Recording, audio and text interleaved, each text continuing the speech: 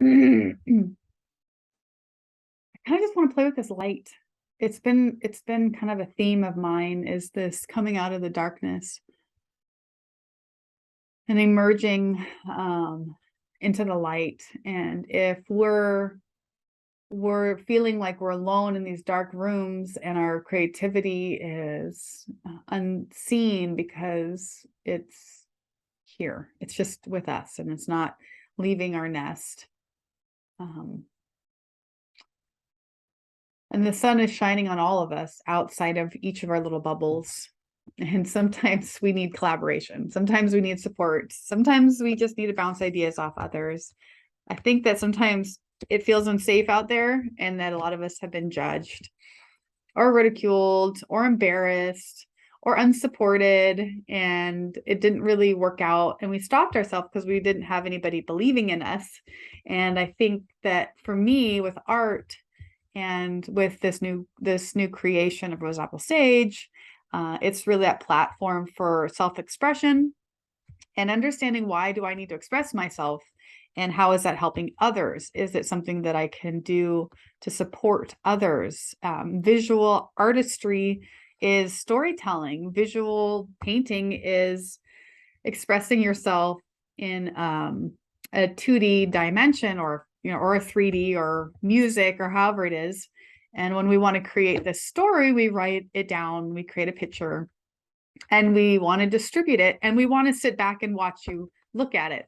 So I think for all of this, I'm learning that beyond my walls, that sometimes I live in my cocoon of creation. I live in this, like right now, it's so dark behind me because the light is so bright in front of me.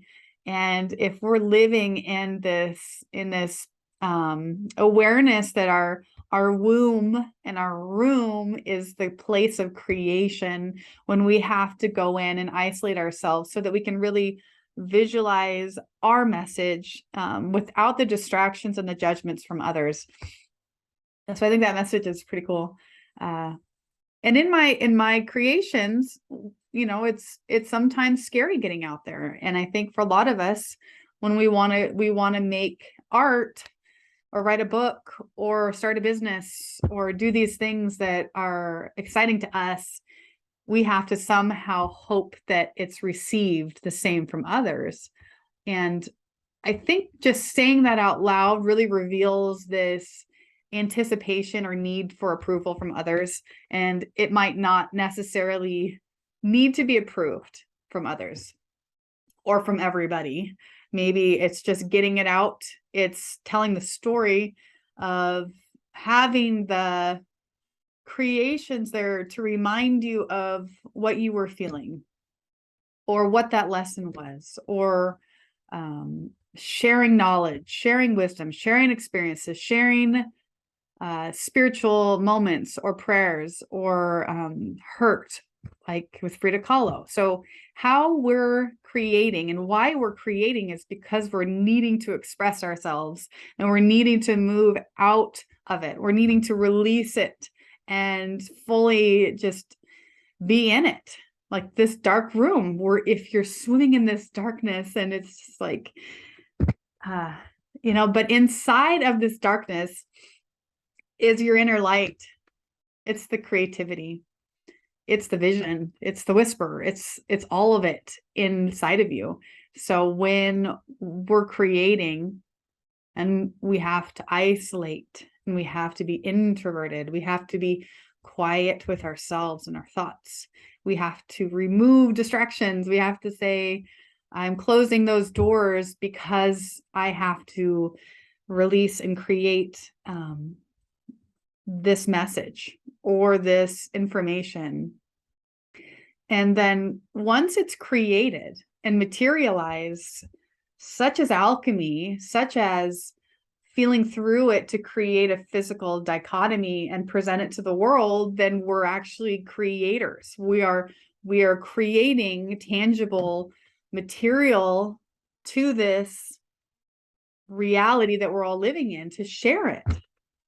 And if we're not creating from this place of internal knowing and internal expression, then we're creating from a hope. We're creating from what would others think. We're creating from what's popular. We're creating from all these other layers of money and gain and popularity. And really, it's coming back to, why do we need to create? Why were some of the most fantastic artists, entrepreneurs, movers and shakers, dreamers of dreams, why were they so impactful? It's because they weren't worried about what others thought.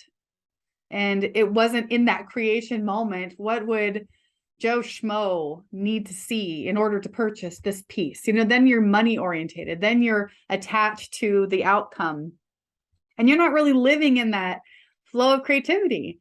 So if we're creating art, if we're writing books, if we're doing something that is going to be released to the world and express ourselves in our story, I feel like we need to be really confident with our delivery. We need to be really okay with sharing that.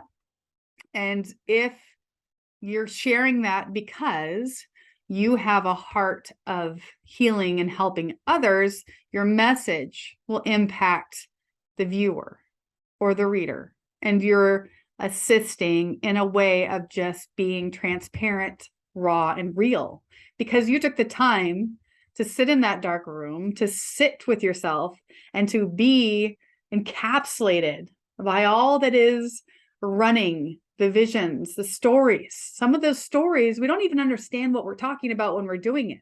Sometimes we're creating, or we're doodling, or we're doing something, and it doesn't make a lot of sense in the moment. But when you look back at it, the story sometimes comes after. Sometimes the understanding comes after. When you step back and you look at your creation and you see it and say, oh my gosh, that's actually related to another situation that happened in my past, or in the future, that painting comes to life. That actually happens to me a lot with my paintings. So I'm talking about life experiences. I'm talking about having chapters in my life where I was so brave and I was creating and painting and distributing it, and it was fantastic. But I was allowed to have that peace to create. I was allowed to be free to just paint because I enjoyed it, because I could zone out. It was literally my altar. Painting used to be, because right now I'm in the rut. I'm not creating. I'm trying to create other movements, which I'm aware of, and I'm seeing where they're in alignment. But I think that what's happening is I need to see the entanglement of the spawn, or the seed of it, the seed of creation, and then where that process of developing comes into the distribution of it, and being patient and knowing that process and delivery is a couple different steps, and to make the time to be in the introverted cave of creation, to be in that moment when you allow the quiet space and the time, and then you can create and paint and create and visualize it, and then zone out, and then, oh, it's done, and here you go, and then we're presenting it to the world. So that's the process of art. To me, that's when I can just let it go. I created this. Do you want to see it? It's not that frustrating. Now, let's talk about the endeavors of doing something different.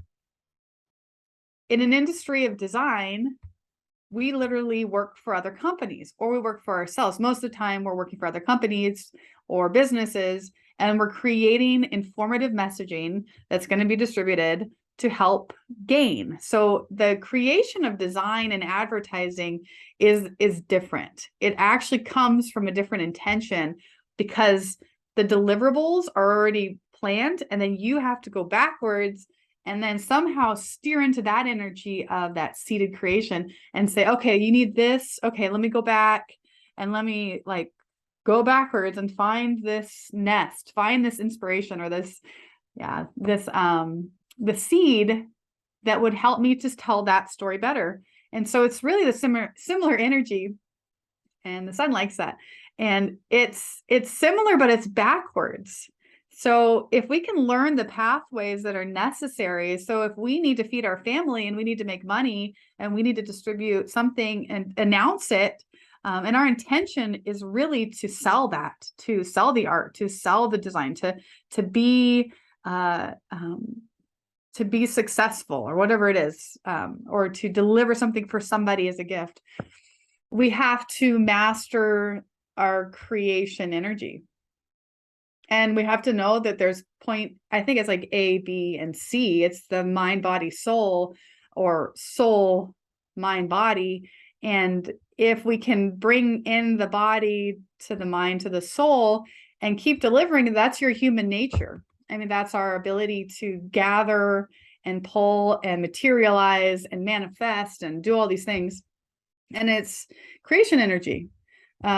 Creation energy is as simple as the birds and the bee talk. You come into a lot of different ways of being passionate or wanting to co-create with somebody, or wanting to indulge in intimacy with somebody. And it's a very personal route. Some people need different stimulants, some people need more nurturing, and some people just can jump right in. So find out your mapping. The sun is so beautiful. The sun, the masculine, the creator, the sun is the masculine. It's the logic. It's the shining bright. It's the bolt of awareness. It's the distribution, the projector. It's the everything that is giving, right? So you have that giving projection. You have that masculine deliverables. You have the need to create and give.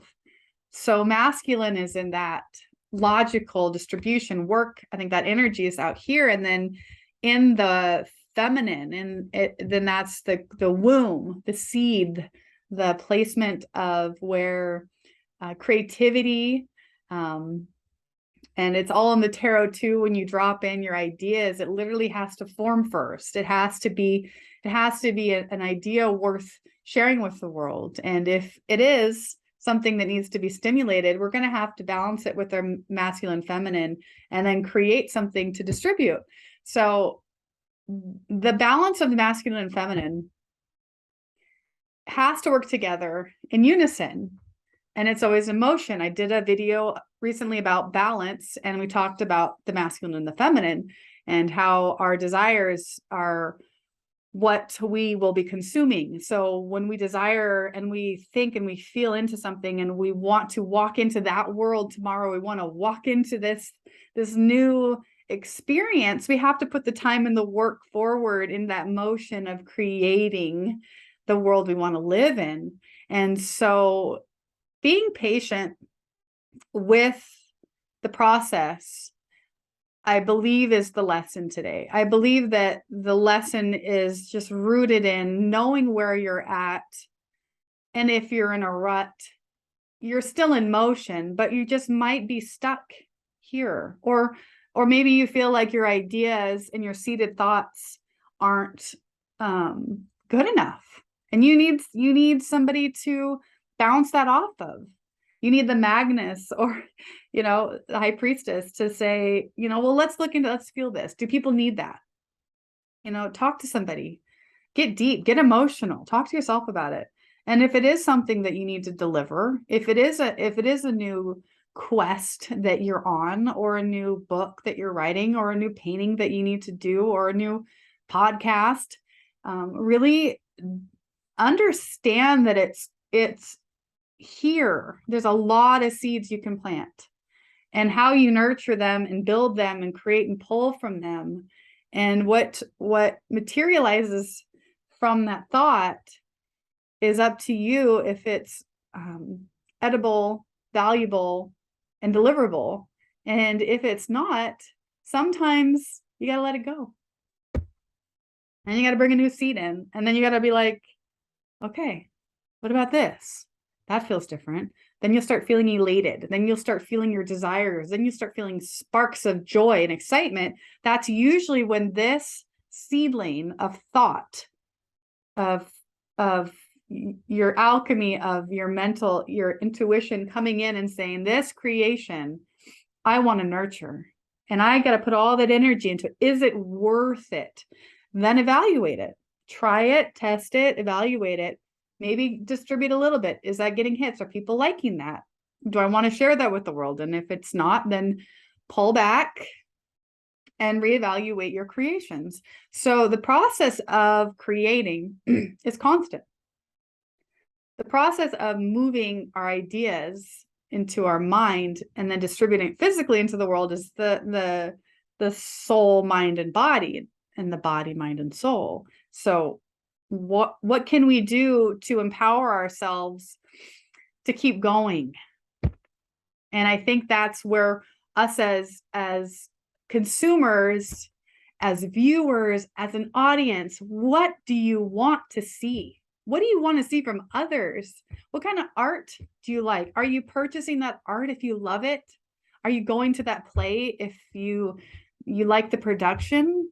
Are you supporting the ones that you believe in by buying their products? So it's like, and it's all energy. You know, if we feel that person had a deliverable that was so heart-centered and it came from this creation that they worked so hard to eliminate all the crap and actually perfect something that mattered, that actually was really heartfelt, and it was spot on, and it has good intentions. It has good seated, rooted intentions. And as creators, I think it's important that we stay mindful of that and know that process.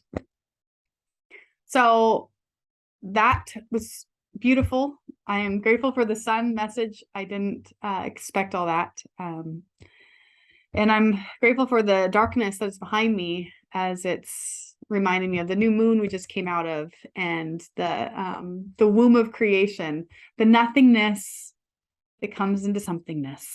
So enjoy the process of closing your eyes, being in the stillness, being in the darkness, turn off all the distractions, and be with yourself in the matter that's obtainable of all things. Anything's possible. All things you can grab, and you can see if it's something that is something you want to work on. So share your ideas, share your gifts. If it's innately who you are, and it feels really great to do those things, and it's healthy for you and it's healthy for others, put more energy and time into that, and hopefully it can grow and it could start to feed you in all the ways that you need it to. And we can be the best versions of ourselves in this world, and we can be the best versions of each other, and reflect what you want to be, what you want to see in the world. Be that. This is Eve with Rose Apple Sage.